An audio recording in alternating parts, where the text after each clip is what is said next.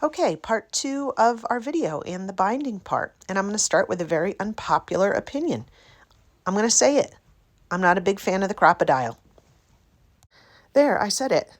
I said it. You're probably booing me right now as we speak. I think it's overpriced, and I think something does better. Here, let me look for mine. I don't even know where mine is because I don't use it anymore. It's expensive, and I wasn't getting the results that I get from this very inexpensive in comparison to the crocodile's punch set. The crocodile, don't get me wrong, I know everybody loves it, but it's only 2 hole sizes, and you have to know how to spin the top and the bottom, which, like, I wish I had it. I don't even know where mine is. I don't even remember the last time I used it. That's why I can't find it.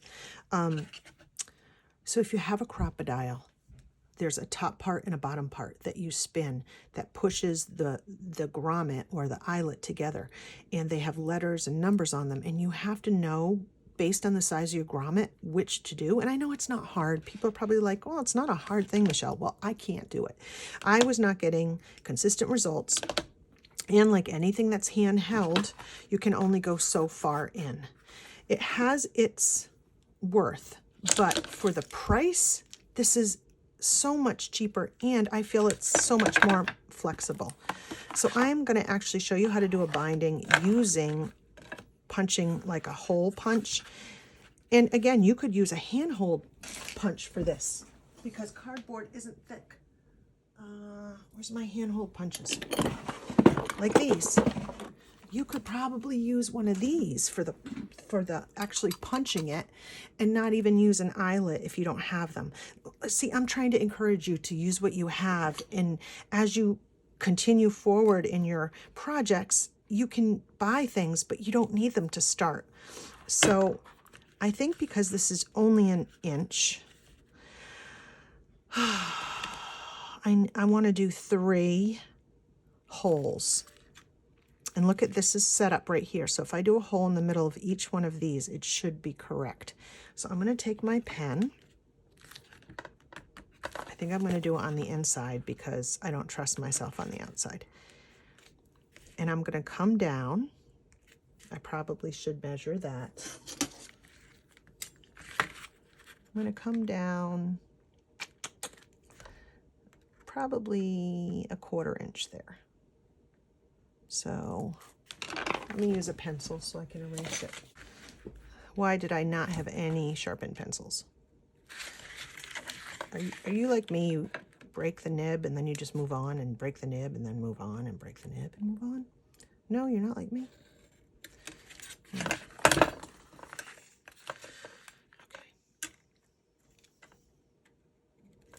So I'm just going down a 1/4 inch. That's all. I'm not doing any kind of fancy measuring here. And I have my pencil marks. Now I'm going to get that little black cutting board. And you can use however you want to do it, but what I'm going to do is line up my 2 lines there, and I'm going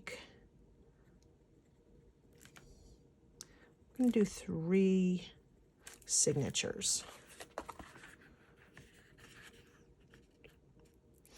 And again, you could use just a handhold punch like this and line it up and punch it. Or if you get the set, and I'll link below, if you go in the box below is my favorites list on Amazon. Again, you don't have to buy on Amazon, but it'll show you how to get to it. So there's 3 different size holes. And let me pick my eyelets ahead of time. I have these little eyelets. And don't think I bought all of these, like, for the price that they are sold with. I go on Facebook Marketplace all the time and look for crafting supplies, and usually when someone like is going out of business, they will post And this person was selling their stock. They were a Stampin' Up! Representative, and I bought all of her stock for, I think, 20 bucks. And I have more eyelets than I'll probably ever use. So look at, I have green and a white. I like the green. It matches well. The reason I'm doing that is because I want to match the hole up. So this is the size hole I need for this grommet. So I'm going to come in here. And all you do is you put the hole on top of the dot and you pull up and you watch. It's so easy.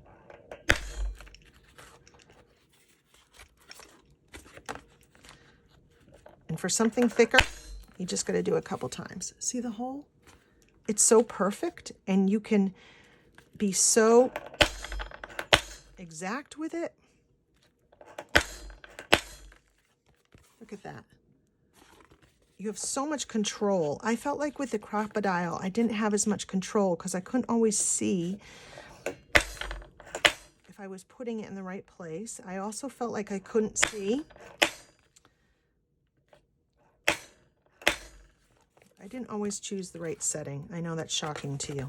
So now I have 3 holes on both sides, and I can just put the grommet in, like the eyelets in.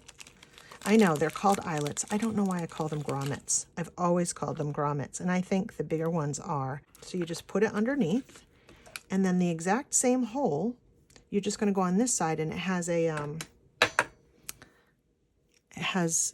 I don't know if you can see the tip there, and that's what sets it. So on the crocodile, I never could match up what the setting was for the hole size, and this is built in. You can't screw that up. And you just put that in the hole, and you just pull from the other side, and it sets it. It's so easy. Oops, I just dropped that. I'll have to find another one now.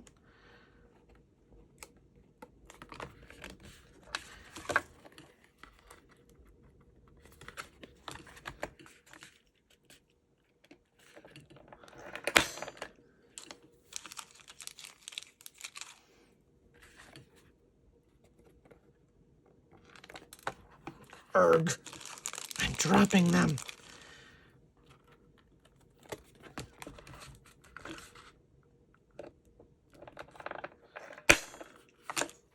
And look at, now they're set and they look pretty, and I like the color. I'm going to try this elastic. It might be too big for these little holes.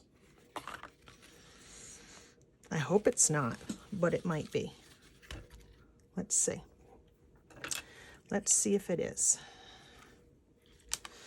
I don't even remember where I got this elastic. I might have gotten it at like a craft store, like in the jewelry section. Oh, it fits. Yay. Okay, why am I using elastic rather than string? Well, because it has give. String, I don't know that string would work as well. So you just need elastic. You could get elastic from a sewing section of a store. And look, at all we're going to do is tie it. I mean, and we're going to tie it a little tight. We're not going to tie it so tight that it bends the spine, but we want it tight enough that it holds the signature in.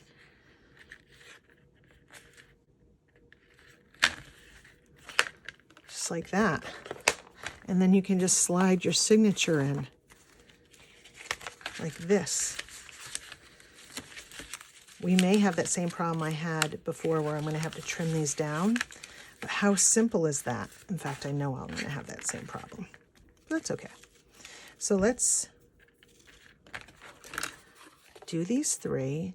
And right now, are you saying to yourself that I could do that? That's like so easy, right? And where string, you kind of have to go a little beyond the measurement because you want to make sure you have enough. Remember, you're pulling this tight, so you can just measure it almost exact. because you're going to have enough once you start pulling it. I don't know if that made a sense.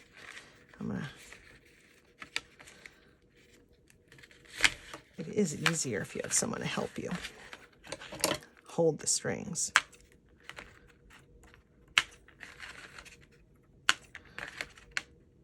And I do want to make sure they're tied really well.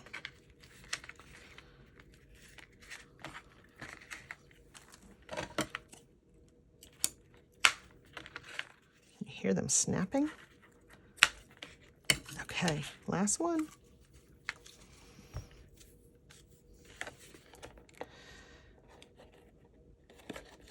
And think about the fact you could put buttons back here, you could put charms back here.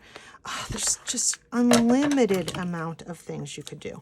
You could put charms in here so that in the center of each one of your signatures you had a charm, right? I can use these little pieces for other things, and I will. So look at, so now I have my signatures just like the other binding that we did, the string binding. Let's see if I can explain this. Because I came down a little here and I came up a little here, these signatures, even though they were measured correctly to fit in here, are now need to be a little bit smaller to fit in there. So I need to take my signatures. I'm just going to do it on one as my template. And I'm going to need to mark. Now, if I'm smart, I'll just mark here. That way I only have to make one cut. And sometimes I am smart. Sometimes I'm not. But I'm going to try to be this time. So look how much I'm going to have to cut off. I'm going to do that and I'll be back. Okay, so I've divided the signatures up into 3 now. I've used some of the papers I had left so that the signatures don't look as plain. I love this one, but because the inkwell's here, I wanted to have it like this, but the ink will be upside down, so I have to use it as a back, but that's okay. I love that. So I'm going to put, so again, we feel from the back. And how easy is this? I mean, such an easy thing. Here's a little tip. All right. I got a whole bunch of elastic by ripping it out of clothes and out of fitted sheets. I know. But when I was throwing away or purging some of my old clothes, you can get elastic out of there. You can get it in the sewing section. It's really not hard to get a hold of elastic.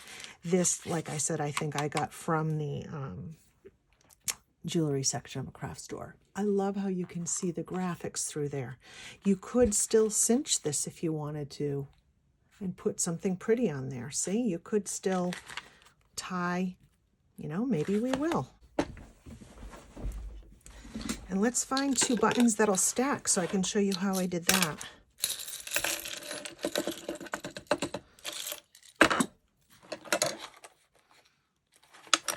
Ooh, this is, I love this vintage one. Look at this vintage button. Isn't that fun? That might stack. Let's see.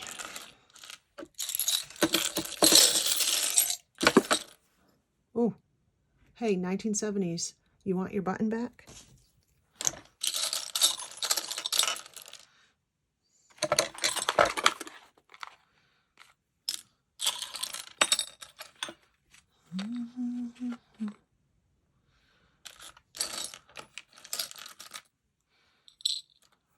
That's fun.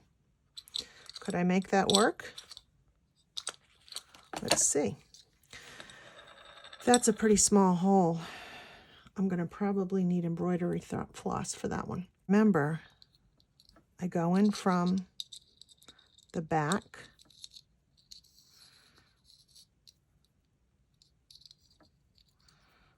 Just like that. And And I think because this is thin, I'm going to go through a couple times so that we can see the sewing on that outside. And here I am just finishing up these last details. I'm just going to, do the final bit of sewing, going in and out, and then I'm going to take a piece of that black elastic I threw away and cinch it, and then I'm just going to tie on that button. It's really as simple as that. Of course, I'm having a little bit of trouble with it, but there we go. And I like how that looks. It's kind of cool, but it's a little bit wobbly. I think because of the elastic behind it knotted and there's a little, I don't know, there's a shank. It's just a little wobbly. So I'm going to add some textiles on it, and that's going to make it lay a little bit more flush and not be so jingly in the back there. But again, you don't even have to put a button or any of these things on. It would look fine just as straight elastic. But, I do like my little textiles on the back, and because I added this button, I do want it to just pull it all together. So that's just some ripped, I don't even know what that is, some ripped cotton, and then some of that eyelash trim I used before that has pink in it that will bring the button together. And it looks nice. I'm pretty happy with that. So that's the spine, and it's super, super easy.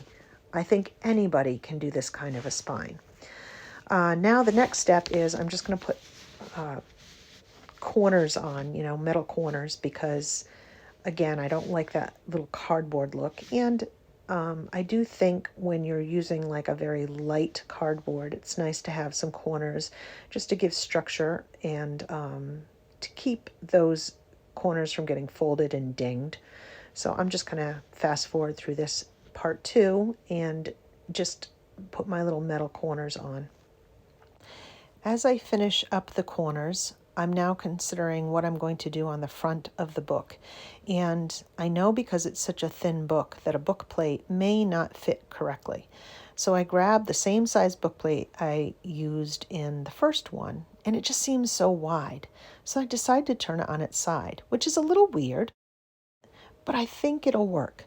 So because this is a checklist book, I think I'm going to type checklist on this piece of cardstock, just plain cardstock on my typewriter. And then I'm just going to trim it out, and I'm going to actually glue the book plate on sideways, and I'm going to put checklist inside. And even though it's a little unorthodox, because this is such a skinny journal and it's kind of handmade in a junk journal style, I think it totally works, and I'm really kind of digging it. So I'm just going to glue that on. I'm going to ink around checklist because I want it to look a little bit more vintagey. Again, with that word, vintagey, I want it to sort of have that little grungy look. So I'm not sure if that'll be on camera, that I'll ink it up, but I am going to ink it up. And I'm just going to glue it on. So I need to clamp the book so that it's level. And I'm going to use a generous amount of Fabri-Tac to make sure that this goes down. And one of the things you will not see on camera is, instead of doing the brads to kind of cover up those holes, I'm just going to take a black Sharpie and kind of dot those holes, and it kind of blends well. You don't even notice it after I do it. So that's going to dry. And then once it is completely dry, then the book plate goes in. The little checklist thing goes in, and I'll show you that at the end. So what am you seeing now? You're seeing me make a belly band because it's such a skinny cover. I don't think it's going to be big enough to have an inside pocket, but I do want something on the inside of the journal. So I take a piece of that creamy cardstock, and I'm going to take a piece of the extra paper that was used on the cover, and I'm just going to cover it here, and I'm going to make a belly band because I think that'll look really nice on the inside cover. It's going to jazz it up a little bit. See how that looks? And I'm going to essentially collage the belly band. So I'm going to take little bits and pieces that I still had from the kit, and I'm just going to futz around with it, kind of see what looks good. And I'm just going to kind of rip it and ink the edges of it, glue it down, and just sort of jazz up the belly band a little bit and make it kind of have the same feeling the kit had. On the other two books, the cover had so many elements because I was using the kit straightforward, but we have a lot of the scrapbook paper on the cover of the journal. So I want to still have that collage feel to the book. And we have a little bit on the cover, so I just want to carry it into the inside of the book as well. This is a book that once I have my checklists in, I'll be using for a long time. So, I want to be able to open it up and think it looks cute, It's a quick and dirty kind of journal, but it doesn't mean that I can't enjoy looking at it. So I'm just kind of covering the edges and doing a little bit of collage, not a whole lot of thought being put into it. And I like the top and the bottom being collaged. And now I need to consider what I'm going to put on the center of the belly band. And I find another one of those strips of ledger paper with the numbers. When you're trimming down pages for your junk journals, like the mac and cheese one or the cracker one, you have a lot of offcuts, and you could throw those in the garbage. But if they're nice, thin offcuts with some interesting pattern, I always keep them because they're great for master boards. They're great for snippet rolls. And generally, when you're doing offcuts, you're getting a lot of the same size paper in different variety of papers if you're doing a junk journal, and you can always use them. In fact, you're going to see how I use the offcuts and a little bonus video that I'm going to give you right after this. So I kind of use it again, just like I used on the back cover, and I really like that. But I'm not a big fan of the hard edge that you see on the ledger paper. See there on the right? So I grabbed some washi tape and I put that on part of the edge. That softens the edge just a little bit. And then I do a little bit more ripping. I'm going to do a little bit more collaging. So now I'm just going to glue on some of the ripped paper and I'm just going to finish up the collage. And it's going to look fine. It really is. I like the way it looks. I like the colors. I think it has a good cohesive feel. But something will be missing. Can you spot what's missing? Just take a look and see what you think of this belly band. What's missing? A focal point. Of course, a focal point. So I'm going to go into my trusty labels that I use all the time. And I'm just going to add a couple brown labels. And just by having a focal point and a place for my eye to land, it just feels like it's perfect. And of course, it can't be centered. It has to be a little off-centered. So I'm just going to put it on and fold it over, and then my focal points will be exactly what's needed to make this belly band look perfect. And then I'll just take some Fabri-Tac and a couple of the clamps and clamp it in, and we will be pretty much done. I'm just loving this book. Easy peasy, right? You can make this kind of book. And everybody has spaghetti boxes, right? But what am I going to do with that little bottom piece? Oh, here's where the bonus footage comes into play. Okay, here's our bonus footage, and I'm so excited. So here's the bottom part of the pasta box, and I am going to make it into a little scrapbook, like a little scrap holder, or I don't know. It's just so cute.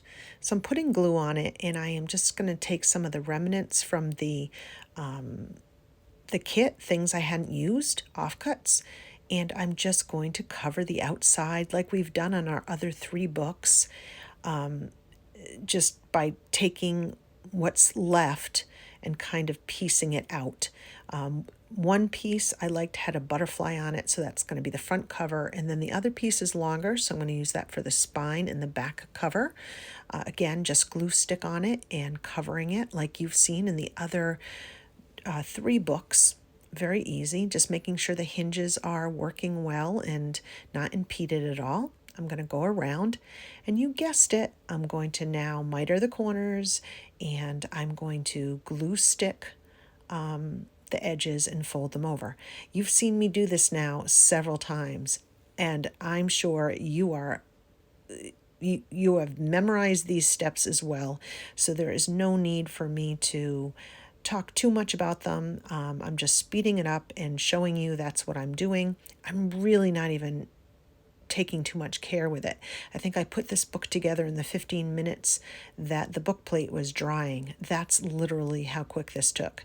It's really fast when you have a desk full of scraps and materials to work with. You're just grabbing and doing exactly what you did before. This is a piece from the cover, and I just trimmed it down, and yes, that's all I'm doing is gluing it on, just like we have done before. And I'm just going to fold it and make sure the hinges work, the same old, and trim the excess. What is going to be different about this one is I'm going to take a little piece of fabric, a little piece of like cotton duck, and here you can see it right here. And I'm going to use that on the spine. So all I'm going to do is fray it because I really want that frayed edge. And once it's pretty tatty, I'm going to trim it down and cut it and just take some Fabri-Tac. Oh, wait, I have a better idea. I've decided I'd like to decorate the spine. So I'm going to actually take out my ink pad and I'm going to find a couple stamps that I really like, and I'm going to stamp on the cotton duck material, which will make that spine really cute. So if you have not stamped on fabric yet, it is so much fun. It's I don't know, I love doing it. So now I'm just going to take some Fabri-Tac and I am going to put the Fabri-Tac on the spine and then smush it out with my fingers. Yes, smushing it out, that's a technical term. And again, why do we do that? We do that so that it doesn't seep through and you don't see like a wet spot. And then I am going to kind of fray the edges a little bit more because I didn't trim it exactly right, not because I wasn't careful, just because I wanted to make sure it glued on the spine, and then I knew I could just fray anything that was hanging over. And I like that little tatty look. So I'm just going to peel the excess threads and kind of tat it up at the end. And then, that cotton yarn you just saw, $1 at the Dollar Tree. And I'm now going to make one of those no-sew binding spines that we did yesterday with the cracker box. I am just doing it with this little tiny scrapbook. Now, see, I knew I frayed them. I just kind of didn't do it when I said I did it. So anyway, I'm not going to lie. When you work small, it's harder. It's harder because your fingers are big and you're working in a smaller space and you're trying to get everything perfect. And it isn't as easy. The smaller you go, the harder it is. But once you have the principle of the wrapping and the binding, you can do it. You can totally do it. And this is just a little scrap book, so it doesn't need to be like technically fabulous. It just needs to look cute. And I dare say that it does.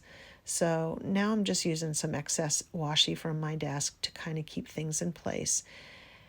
And you're going to see it isn't that easy for me to try to do, to pass all the strings under and do that little twist thing I taught you to do yesterday.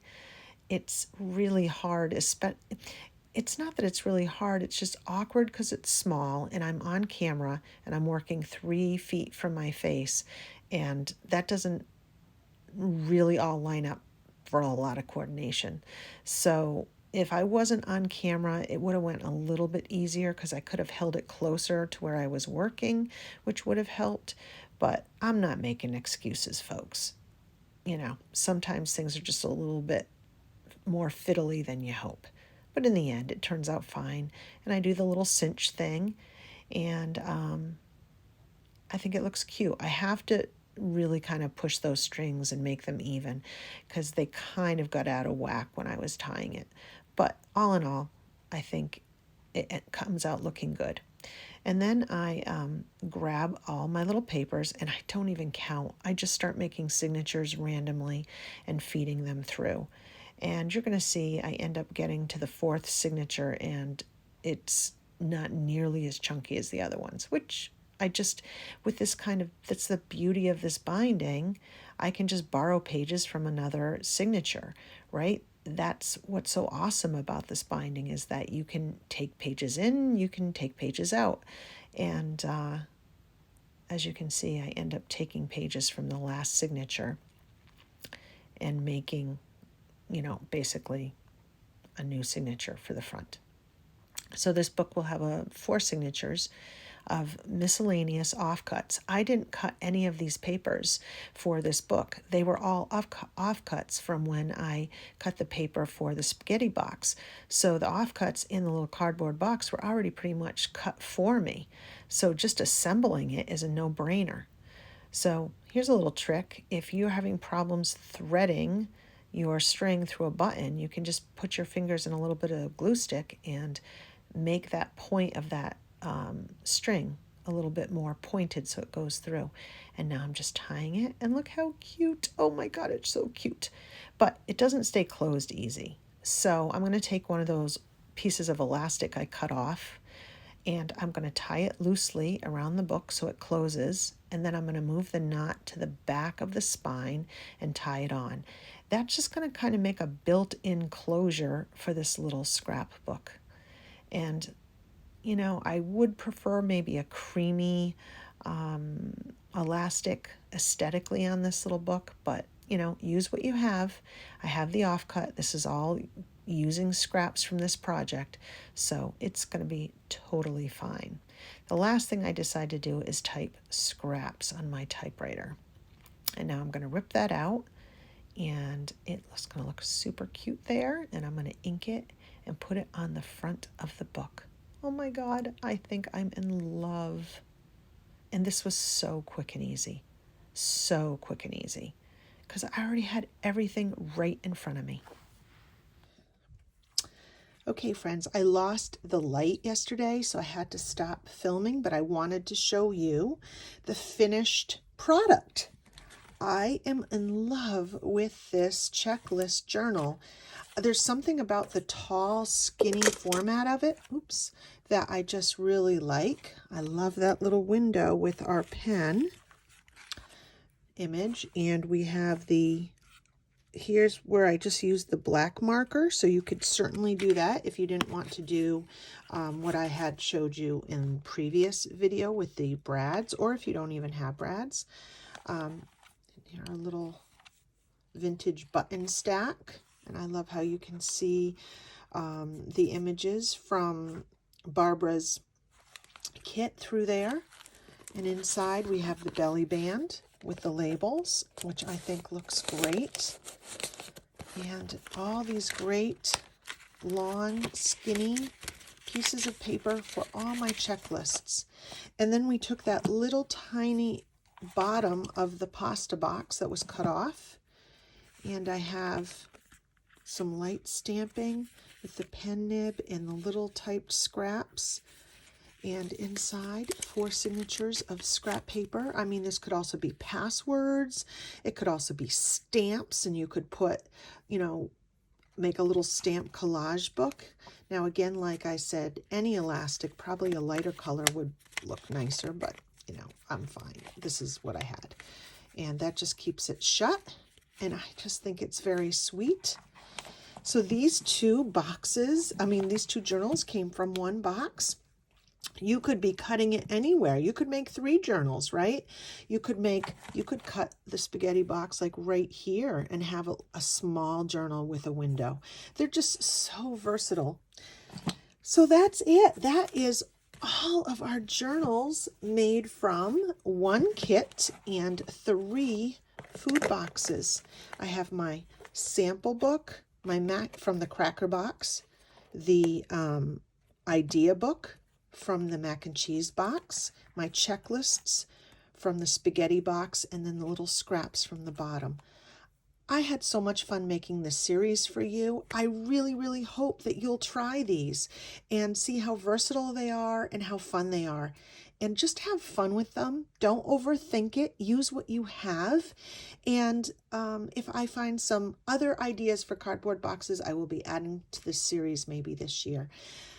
Thank you for watching. Please like and subscribe. It would mean so very much to me and my channel. And I will see you very soon with some new ideas. Bye, guys.